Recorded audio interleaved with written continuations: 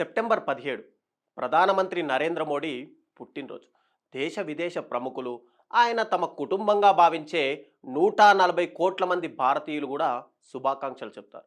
కేంద్ర రాష్ట్ర ప్రభుత్వాలు ప్రధాని జన్మదినాన్ని పురస్కరించుకొని ప్రత్యేక కార్యక్రమాలు కూడా నిర్వహించే అవకాశాలు ఉన్నాయి. ప్రత్యేక పథకాలు ప్రకటిస్తే ప్రకటించవచ్చు కూడా. అలాగే బీజేపీ రక్తదాన శిబిరాల వంటి సేవా కార్యక్రమాలు నిర్వహించవచ్చు. అంతేనా అంటే మోడీ ప్రధానిగా బాధ్యతలు చేపట్టినప్పటి నుంచి అంతే 10 ఏళ్లుగా జరుగుతున్నది అంతే కావచ్చు. కానీ ప్రధానిగా మోడీ జరుపుకునే ఈ పుట్టినరోజుకు అంతకు మించిన ప్రత్యేకత, ప్రాధాన్యత ఉంది.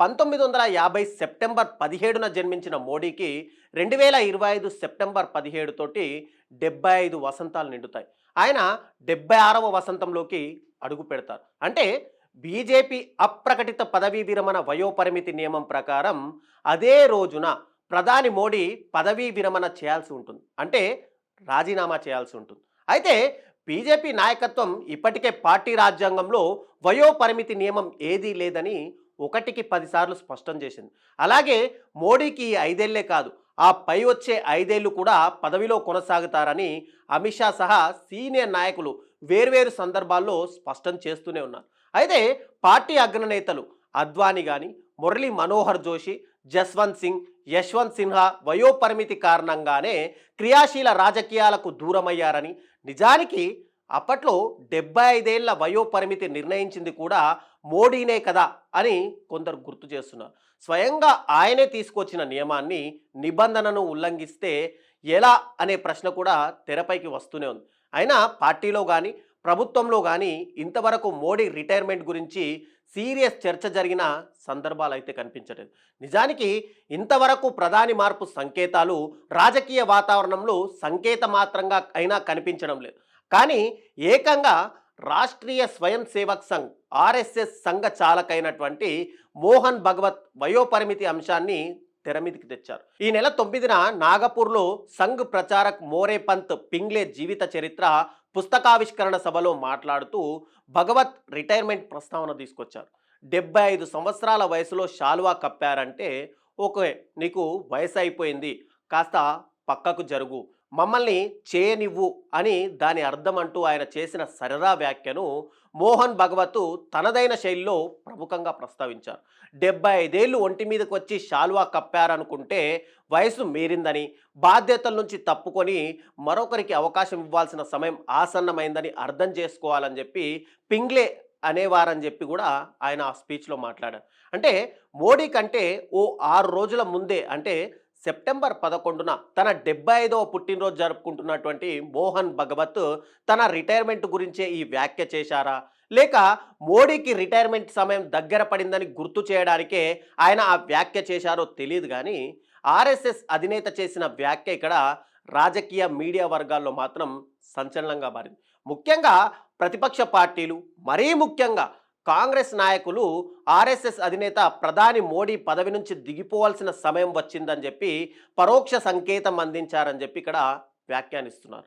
అయితే గతంలో అద్వానీ కానీ, జోషి, జస్వంత్ సింగ్లు వర్తించిన నియమము మోడీకి ఇక్కడ ఎందుకు వర్తించదు అని చెప్పి కూడా వాళ్ళు ప్రశ్నిస్తున్నారు.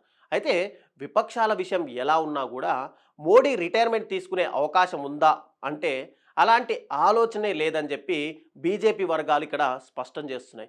ప్రధానమంత్రి నరేంద్ర మోడీకి 75 సంవత్సరాలు అనే నిబంధన వర్తించబోదని చెప్పి ఆర్ఎస్ఎస్ కీలక నేత అయినటువంటి దిలీప్ దేవధర్ కూడా ఒకానొక సందర్భంలో అన్నారు. బీజేపీలోని మార్గదర్శక మండలి సభ్యులకు మాత్రమే 75 ఏళ్ల అనే నిబంధన వర్తిస్తుందని 5 ఏళ్ల క్రితమే మోహన్ భగవత్ వివరణ కూడా ఇచ్చారని చెప్పి దిలీప్ దేవధర్ గుర్తు చేశారు. అయితే కొద్ది నెలల క్రితం ప్రధాని మోడీ 10 ఏళ్లలో తొలిసారిగా నాగపూర్లోని ఆర్ఎస్ఎస్ ప్రధాన కార్యాలయానికి వెళ్ళి అక్కడ మోహన్ భగవత్తో సహా సంఘ్ పెద్దలతో కూడా ఏకాంత సమావేశాలు నిర్వహించారు. అప్పట్లోనే మోడీ రిటైర్మెంట్ అంశం కూడా ప్రముఖంగా ప్రస్తావనకు వచ్చింది. ఈ నేపథ్యంలోనే మోహన్ భగవత్ చేసిన తాజా వ్యాఖ్యలు ఇక్కడ సంచలనంగా మారాయి. అయితే సంఘ్ వర్గాలలో సన్నిహిత సంబంధాలు ఉన్నటువంటి సీనియర్ జర్నలిస్ట్ మిత్రుడు ఒకరు సెప్టెంబర్ 17 తర్వాత ఏం జరుగుతుంది అని అడిగితే, సెప్టెంబర్ 17 తర్వాత సెప్టెంబర్ 18 వస్తుంది, అంతకుమించి మరో మార్పు ఉండదని చెప్పి సెటైర్ కూడా వేశారు.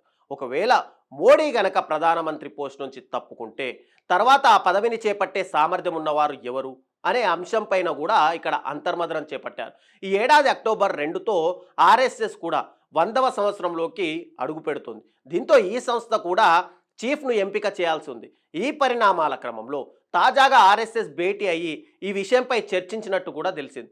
దీని ప్రకారం మోడీ పోస్టుకు ఇద్దరు కీలక నాయకుల పేర్లు ప్రతిపాదించారని తెలుస్తుంది. ఒకరు మహారాష్ట్రకు చెందిన ప్రస్తుత కేంద్ర మంత్రిగా ఉన్నటువంటి నితిన్ గడ్కరీ అయితే, మరొకరు ఉత్తరప్రదేశ్ మాజీ సీఎంగా పనిచేసి ప్రస్తుత రక్షణ శాఖ మంత్రిగా ఉన్నటువంటి రాజ్నాథ్ సింగ్.